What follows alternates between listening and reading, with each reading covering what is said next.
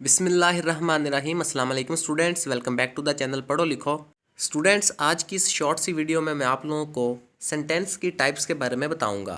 Sentence के structure और sentence के फंक्शन के लिहाज से सेंटेंस की टाइप्स होती हैं।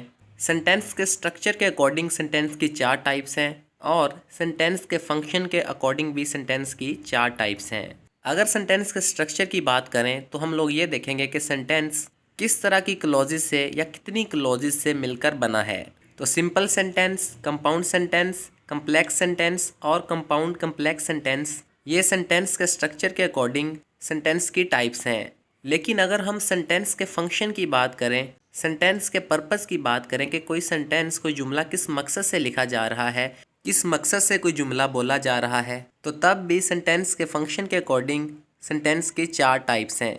Declarative sentence, interrogative sentence, imperative sentence और एक्सक्लेमेटरी सेंटेंस, ये सेंटेंस के फंक्शन के अकॉर्डिंग, सेंटेंस के पर्पस के अकॉर्डिंग सेंटेंस की टाइप्स हैं।